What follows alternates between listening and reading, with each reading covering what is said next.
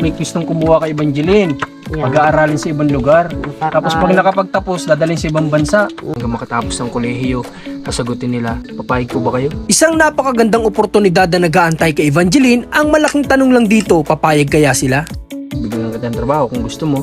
Pero pag-isipan mo kung ready ka na, magsabi ka lang sa akin. Samahan nyo kami ngayon na alamin kung ano magiging sagot nila sa offer na ito. Good day sa lahat ng manonood natin. Ngayong araw bibisitahin natin sila Pawid Girl kasi may ilang araw na hindi tayo dito nakapunta dahil nga sinasama natin si Commander doon sa kanyang pabahay dahil inaasikaso niya yun. So kailangan niya din ng support natin doon kasi tayo naman din yung nagdadrive sa kanya. So tara, kamustahin natin sila.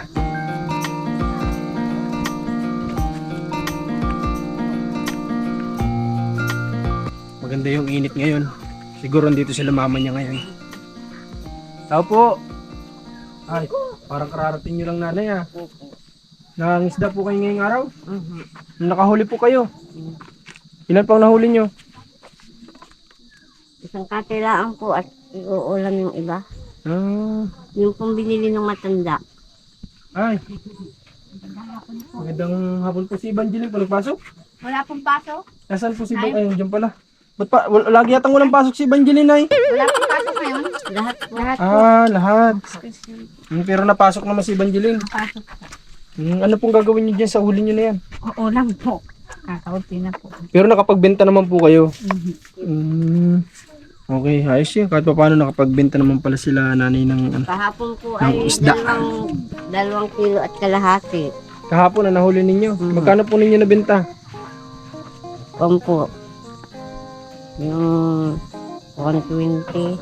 120, lahat-lahat na yun. Isang kilo tsaka kalahati. 260 po lahat. 260 lahat-lahat. Ayos na, hindi na masama. Ano nanay? Kakabili po ng asukal. Kahit pa paano hindi na masama yun. No nanay, yung 260 pesos kumpara naman sa dati nakikita natin pag dumarating sila dito may ilang piraso, 5, 4. So hindi talaga kayang ibenta yun. Ngayon kahit pa paano na Nakuha po ibibenta. ako ng puno. Ano po nanay? Ating pong lalagyan ng Ayaw nga pala, wala nga palang yung nila, papalitan daw nila ng katig yung bangka nila. Ano nanay, papalitan nyo? po. Ah, okay. At mananabo po kami. Ah, papalitan nila ng katig kasi medyo hindi na siguro ganun ka-goods yung katig nung nabili natin bangka. Papalitan nila ng mas maganda na kawayan. Kaya po binaba ko. Kamusta yung pag-aaral mo, Evangeline? Dito mga nakarang araw ba pumapasok ka? Pumapasok ka pa? Okay. Si ate mo, kamusta yung pagtatabo dito? Okay naman po. Mamaya po matabo po kami at mailip ka daw po ay. Ah, magtatabo ka ulit.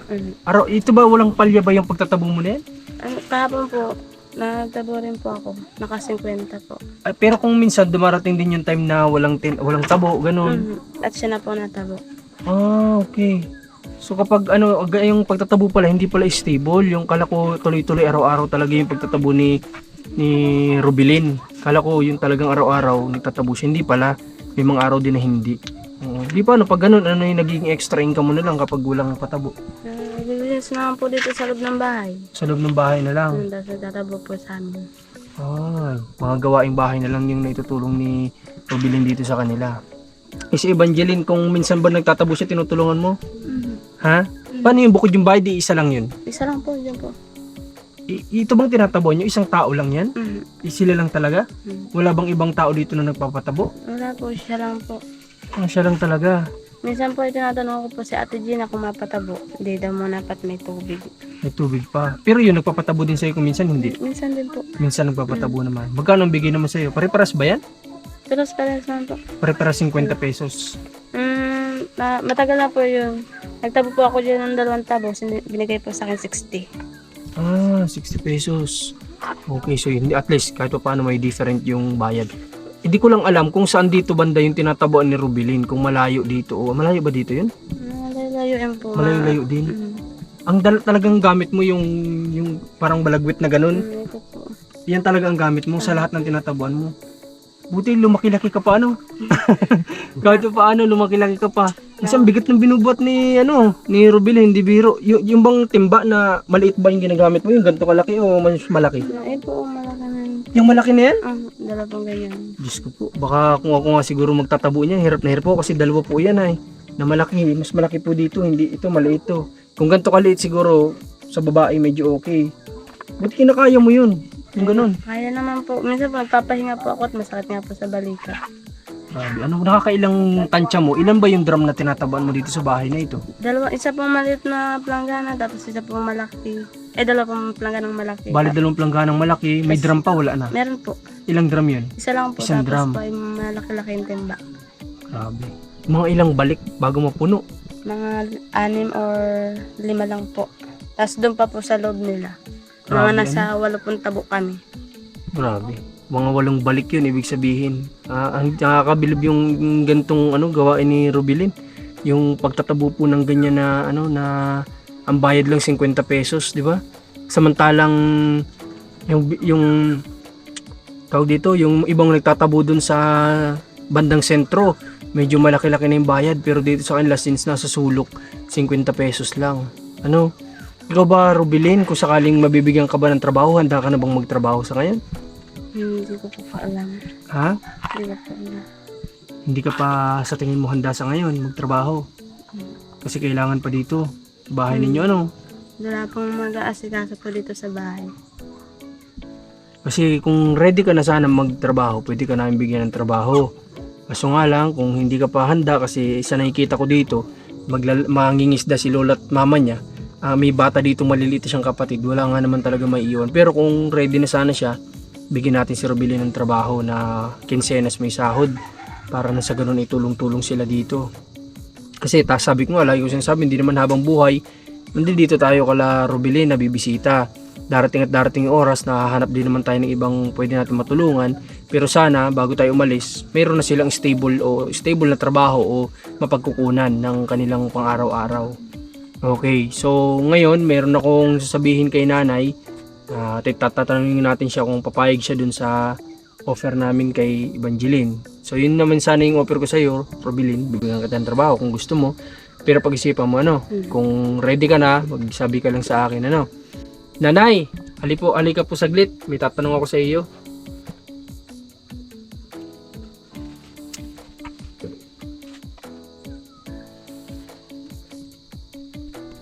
Halika, Nay. Kasi meron tayong tumutulong sa atin na gusto sana si Evangeline pag-aralin. Kaso nga lang hindi dito. Doon po sa kanila. Papayag po ba kayo? Hindi ko po alam dyan. Hindi po yan napapalayo sa amin na eh. Pero sa opinion nyo po, hindi kayo papayag? Hindi po. Okay. So ito nag-message lang sa atin. Offer lang naman ito kay Evangeline. Kasi gusto sana siyang pag-aralin. Kaso nga lang hindi pumapayag si nanay. Kasi hindi dito. Gusto niya doon din sa kanila. Para daw namomonitor o nababantayan yung pag-aaral ni Evangeline hanggang makatapos ng kolehiyo. Sasagutin nila. Kaso nga lang hindi daw sanay si Evangeline. Hindi ka ba sanay napapalay sa nanay mo? Hindi po sanay kung kalaman. Hindi ka sanay. Okay, so yun lang. Yun yung opportunity naman na para sana kay Evangeline. Kaso nga lang, hindi siya kasi yung punay, kapag nakapagtapos si Evangeline, yung kasing mga family nitong pagpaaral sa kanya, nasa ibang bansa po, doon na din siya sana pagtatrabahuin sa ibang bansa pag nakatapos. Kaso nga lang, naka Evangeline yun kung kaya ba niya o hindi. Kaso nga lang, mukhang hindi talaga ito sanay na napapalayo. Hindi po yan sanay. Hindi talaga sanay Okay. Si Rubilin na lang. Ikaw ba, Rubilin? Kung sakaling ikaw bibigyan ng pagkakataon, mapahig ka ba? Hindi rin. Hindi rin. So, yun, wala tayong magawa. So, sinubukan lang namin yung best namin na makausap sila kasi yung kinausap kasi tayo ng isa sa tumutulong sa atin, willing talaga. At kilala namin itong tao na ito, wala tayong magiging problema dito. Dahil napakabubuti nilang tao talaga ng family nila. Isipin nyo, pag nakatapos ng kolehiyo sa ibang bansa na magtatrabaho. So, maganda sanang opportunities yun. Okay, so ngayon, may dala kami ni Rans dyan na konting pasalubong sa inyo. Bigyan mo Rans sa kanila, yung pasalubong natin. Okay. Nay, bakit sayang naman yung opportunity? Hindi po yan sanay mapahiwalay po sa amin. Bata na yan. Sa tingin nyo, hindi niya kakayanin. Hindi po yan. Naiyak po yan. Baka pati ikaw, hindi mo kakayanin. Baka naman nanay, ikaw yung hindi kaya. Ha? Baka ikaw yung hindi kaya. Hindi ko rin po kaya mapalayo yung mga anak sa akin. Yun. Gusto ko marinig kay nanay. Hindi rin kaya ni nanay na mapalayo yung anak. Mhm. No, eh kung si Evangeline papayag ka. Ay, si Rubilin. Kahit na po. O si Rubilin na lang daw, payag daw si mama mo. Ano, ikaw na lang. Hindi rin papayag si ano. Okay lang. Sinubukan lang naman namin na offeran kayo ng ganitong bagay. Kasi, kaso nga lang sayang din ano. Kasi, isipin mo wala ka nang problemahin sa high school, sa college, pati trabaho mo, may naka-ready na trabaho, tapos ibang bansa pa yun. Hindi naman dito sa Pinas. Pero ate magawa. Decision nyo naman po ang masusunod dito, hindi naman kami. Okay, so buksan natin kung anong laman yan. Ano natin, baka rin ito isda. Ha? Sawa na sila dito sa isda. Baka nagdala ka isda pa. May marimar. Isdang ilog naman yun. Pambihira ka rin. Ah, hindi pala. Kala ko isda. Oh, lagyan natin yan. Kumakain ba kayo ng ganito? Naluto nyo ba yung ganito nyo nung nakaraan? Naluto po. Ah, mabuti. Pero kato paano may pang merienda kayo dito. Dahil Bigyan po ng bata. ninyo ito oh. Ha? Dahil po ninyo. Ay, binibigyan tayo nanay ng Opo. isda. Hindi nay, Makatikim huwag na po nay. Kasi mas magiging masaya po kami kung ulamin nyo po yan. Ay, pero naman po kami nakakaulam. Okay lang po nay. At Malinis naman na po yan. okay lang po nay. Kahit wala pong problema, tatanggapin ko sana yan. Kaso nga lang, siyempre po, ang dagdag nyo po sa pangulam nyo po. Eh. Ano naman po. Okay na po nay. Mag-isa lang kami ng asin. Yan. Ito. Okay lang po inay, wala pong problema. Ulamin nyo na lang po. Ano? Sa susunod na lang, ulihan nyo kami ng medyo malaki-laki. Bibiling ko sa inyo ng ano. Yung pang uga po. Maganda po yung... Sige, hulihan nyo po kami at dublein na lang namin yung presyo. Ano? Ang dating mo. At, Okay, sige. Dapat may kontak kasi ako sa inyo, nay. Opo. Ano? Opo. May cellphone bang ito? Si Rubilin. May ano, may mo ako sa Marcos TV channel sa page namin. Ano? Kaya Sa po, page ko, ha? Para kapag ano, magsasabi, kung may huli, pupunta ako dito. Kayo ang magsabi sa akin. Ano? At bibili natin ng maganda-gandang presyo. O, ito, maganda juice. po yun. Yung natilid po dyan. Oh. Okay, nay, ha? Sige, asahan ko po yun. Opo. Hulihan nyo ako. At bibiling ko po sa inyo. Pero yan, nay, ulamin nyo na po yan. Ano? May nagkakape ba sa inyo? Makati yung Nagkakape kayo? ito. Ha? Masarap po itong perito. Sige na, ilutuin mo na lang. Mapunta ako dito mamayang gabi. At magkikikain na lang po ako dito sa inyo, ano? Okay lang po na. Basta yun ang gusto ko. Gusto ko kasi bibiling ko na ayaw. Nakahiya po kami na bibigyan lang kami. Yo. Maganda po ay bibilin po namin. Ha? Minsan lang po magpahinga kami sa iyo ng huli namin. Okay lang po yun, ay. Yung pong malalaki pong uga po ang nahuhuli namin dyan. Okay lang po na. Basta hulihan niyo ako sa sunod, ha? Okay, sige. Matawag- Yan, lutuin niyo na muna. Yan. matawag Ulam po niyo na kami muna. sa iyo. Opo, tawagan niyo po ako. Ano? Okay, so wala namang ano kasi yan. Ang Kaya isda, po ang... kapatigan na namin yun. Okay po, sige po, nay. Kasi ang isda ay ano yan. Ito, Kumbaga, ano po, masarap ito, talaga yan, lalo pag fresh, di ba? Opo. Okay. So, So, na buhay pa po yun. buhay pa. Ay, pakawalan natin ulit na. Sayang, kawawa. Buhay pa pala. O, bati ba si Rubilin? Nagnganganga din? Hindi po. Ha? Hindi po. Ah, ano ba na yung benefits niyan ng paggaganyan niyo po? Benepisyo sa inyo? Gamot po ito sa sikmura. Ay, sa sikmura. Ba't lagi ka bang sinisikmura, nay? O sinisikmuraan ka ni Rubilin? Minsan po ay nakakalimot Kami kami po ng ay pagkain. nagbababad po kami sa dagat ay Ah, kaya kailangan nyo yan. Kasi yung lamig, ano, mainit ba yan, nanay, yung ganyan? Ay, susubukan niya ni Rans, yung ganyan. Nagaganyan ako Ay, dati. nagaganyan pala si Rans dati. Yung Ikaw buwan- ba, gusto mo rin magganyan? Pagtanda mo. Nagaganyan ka din. Eh, pero si Rubilin, hindi. Nagmamamarin po. Si Evangeline, nagnganganga ito. Aba, bata ka pa, nagnganganga ka na. Maganda po ang ngipin ay. Ah, kaya pala. Sakit-sakit po. Kagati po. Oo, nanay, halika nga, nay. May tatanong po ako sa iyo, nay. Kasi, nay, ayaw nilang pumayag. Meron po kasi, halika, nay, dito ka sa akin, sa tabi ko. Oh, nay, kasi may gusto sa kanilang, may gustong kumuha kay Evangeline. Yeah. Pag-aaralin sa ibang lugar. Tapos pag nakapagtapos, dadalhin sa ibang bansa. Nakakalungkot po. Ay, kayo ba pa? Hindi rin kayo papayag? Hindi rin. Ay, si Rubilin? Hindi rin po. Hindi rin. paano na po kami? Ito na lang, Nay, huling offer ko. Kayo na lang yung pag-aaralin. Ayan. Pakay ka, Nay. Yan naman po sa dagat mag-aaral. Ay, sa dagat na lang mag-aaral. Paano ang huli ng isda? Okay lang, sige, wala na tayong magawa dyan. At, Kami po ay basa pa. okay. Palit ka, Nay, baka po kayo ubuhin. Hindi po. Dapat nagpapalit ka kagad ng damit kapag basa. Dagat naman po. Okay, sige. Tama na ng amoy po ng pamain namin. Banjilin, ikaw ba kailan ang pasok niyo ulit? Dito ka, dasi ka dito. Mabaho ba ako? Ano kailan ang pasok niyo ulit? Baka bukas meron. Bukas may pasok mo nga pala. Wala. Holiday. Anong holiday po Holiday bukas pa rin ba bukas? Ang problema kasi nito ni Banjilin, yung ano niya, yung cellphone talaga ang problema nito ay hindi po siya updated Halata natin na hindi siya ma-update kung may pasok na bukas o wala. Nasabi lang na walang pasok ngayon pero yung kinabukasan hindi niya alam kung may pasok pa ba o wala kasi sa GC minsan nag-update kung may pasok na ba o ano. So sana ma-provide na natin sa sunod si Evangeline ng cellphone. Minsan nga po ay nag-iiyak na. Umiiyak. Bakit? po dito. Nangihiram sa eskwela ng mga isinulat. Nangihiram na lang. Opo, Umiiyak? nakopya. Sa ang panambitan ay kung ako may cellphone, hindi ako pahiram-hiram. Dapat may ginagamit si Evangeline talaga na cellphone. Kasi marami na rin tayo nabigyan ng cellphone, di ba? Ilan na nabigyan natin ng cellphone na estudyante. So, siguro may ano na. May 3-4 na estudyante na nabigyan natin ng cellphone. May 4 na. Kasi nga, ito yung nakikita ko talaga na number 1. Na iba na kasi yung panahon ngayon, di ba? Ewan ko, hindi pala niya masasagot kasi yung panahon namin noon talaga kapag, ewan ko sila nanay, mas maedad sa amin. Pero yung panahon talaga noon, sa school pa lang yan, sasabihin na yan, di ba?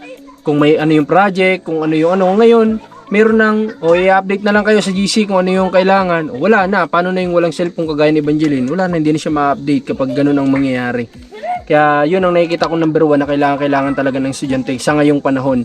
Although hindi maganda sa kabataan yung cellphone kasi lalo na yung radiation at saka hindi naman din dyan may iwasan talaga kasi na yung assignment lang yung titingnan o kung yung update lang. Laging gagamit ng cellphone para sa panunood o mga ano na hindi na minsan hindi nagiging magandang epekto sa bata kasi minsan nanonood hindi na mautusan ng magulang, di ba? Minsan yung scroll maghapon, yung radiation sa mata hindi na maganda. Kaya nga lang yun yung number 1 na ngayon na kailangan ng estudyante. Wala tayong magagawa. Although hindi nga talaga maganda yung epekto din. Okay. Anong cellphone ba gusto mo Banjilin? 3210, yung mga ganon. Ha? Pwede ba yun sa kanya? 3210? Hindi ko pa alam. Wala nila. Ha? Hindi mo alam yung 3210? Hindi po. Ba, hindi talaga nila alam pero yung mga 90s dyan, alam nila yan. 3210. Ayun yung pwede mong pag makulit yung anak mo, ibato mo, walang problema yun. Yung mga ganun na cellphone. Hindi pwede yun kasi di keypad yun, walang internet yun nanay. Ang kailangan ni Evangeline yung magagamit sa school yung may internet. Dito ba may internet sa lugar nyo? Meron? Baka wala. Meron ditong internet? Okay. Internet pala dito. Tapos muna po kayo. Okay lang po, Nay. Huling tanong na lang. Ikaw, Evangeline, decision mo ano? Sa'yo ko gusto kong marinig. Sige na, anong gusto mo sabihin? Lang ko po. Ha? Ay. Sa'yo ko huling gusto marinig. Anong decision mo sa gusto magpaaral sa'yo? Po dahil po ayoko pong mapalayo kala mama. Pero doon naman gaganda ang future mo. Future nyo, ng pamilya nyo.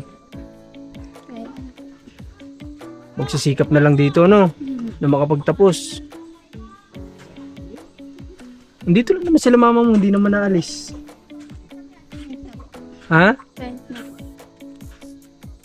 Yan talaga yung pamilya, no? Hindi talaga paghihiwalay sa hirap at ginawa, magkakasama. Doon sila mas masaya. Kaya hindi talaga lahat ng tao ang kasiyahan ay yung, alam mo yun, yung magkaroon ng salapi. Yung iba ang kasiyahan basta sama-sama yung pamilya. Yan yung isa sa Pilipino na wala sa ibang lahi, no? Ito yung karaniwan na talagang tatak ng Pilipino, yung pagiging mapagmahal sa pamilya. Tingnan nyo sila, magalaking oportunidad na ito pero tinanggihan nila para lang magsama-sama sila, yung walang maghihiwalay sa pamilya nila kasi wala na nga silang tatay, wala na nga yung kuya, di ba? Maghiwalay pa ba sila? So ganito na lang gagawin namin. kung ano yung sa abot ng mga kaya na itutulong namin ni Evangeline, no? Sa munting kinikita namin, hindi man malaki ang kinikita namin sa pagiging YouTuber namin, hindi malaki talagang, kung makikita nyo lang, kung pwede ko lang pakita, napakaliit, no? Kaya sana maunawaan nyo kami na kung ano man yung madala lang namin sa inyo, maano nyo, kumbaga maunawaan nyo, no? Kasi hindi naman kami sobrang laki na mga vlogger, talagang kumikita lang din ng sapat lang sa tinutulungan, ano? At marami-rami din kasi kami tinutulungan. Pinapaikot lang namin kung ano yung kinikita namin. Bumabawas lang kami pang gasolina, pang merienda, no? Okay. So, yun lang. Sana tama yung naging desisyon nila Robilin dito sa na ito. Okay. So, sa ngayon, Evangeline at Robilin, pupunta muna kami, ano? Kapir tayo. At baka bukas ikunin ko na ito ay. Nanay, ito po si Robilin kapag ready na magtrabaho. Pwede kong bigyan ng trabaho, ha? Ano, nanay? Kasi meron kaming shop sa sentro. Cake shop. Pwede ko siyang i-training. Pwede ko siyang turuan. Para na rin siya nag-aral ng kolehiyo no, nanay. Kapag natapos siya doon at nabigyan ko siya ng certificate, gusto niya mag-abroad, pwede. Ano, nanay? Basta pag ready na si no. Tapos ang hindi nga lang siya pwedeng uuwi dito. Kailangan kung day off niya lang siya uuwi kasi ang layo po ay kawawa si Rubilin sa biyahe, ano. Kaya kung pwede, kung meron man dong pwedeng matuluyan, doon na lang si Rubilin. Pero pag ready na siya, no. Sige, yun lang naman nakita, yung kasing shop namin ay ginagawa ko na lang yun para pangtulong na lang ay. Kasi kami hindi na rin naman kami halos kumikita sa shop namin. Ang kumikita na lang ayun nagtatrabaho. Pero okay lang yun. Nanay. Okay, upit tayo. Sige na, mangisda na tayo. Sige na, pupunta na kami ha, nanay. Sige po, bigyan mo kami, pabilhan mo kami isda ha, yung magandang isda, ha? Salamat po sa bigay niyo. Wala pa naman ay, pasensya na kayo ha, kung yan lang ang nakayanan namin sa ngayon, no? Pero naniniwala naman ako na pag nakita naman ni God na talagang mabuti ang puso nyo, darating na lang yung blessing na yan, no? Kahit di natin minsan hinihingi, dadating na lang yan, no? Di natin minsan kailangang ihiling yan, basta nakikita naman yan ni God, no? Nay, so magpakabuting tao lang tayo, no? Okay, sige nay, ha? Punta na kami. Okay, so maraming salamat kay Ninang Adelina, Ninang Adelyuson sa mga tumutulong sa amin ni Commander, sa pabahay ni Commander. Salamat sa lahat ng tumulong. Kay Bombay, at kanino pa ba, kay Ninong Hawaii, salamat po. Kay Ninang Lons, kay Tita Faye, maraming thank you po sa inyo lahat. At sana pagpalain pa tayo ng Panginoon para na sa ganun marami pa tayong matulungan kasi napakaraming kailangang tulungan dito sa probinsya namin. At sana dumating din time na hindi lang dito, sa ibang lugar din makatulong tayo. Maraming salamat ulit. Marcos TV Channel, Rans TV, Commander ni Marcos, Alma Vlog sa kanyang Facebook page. God bless.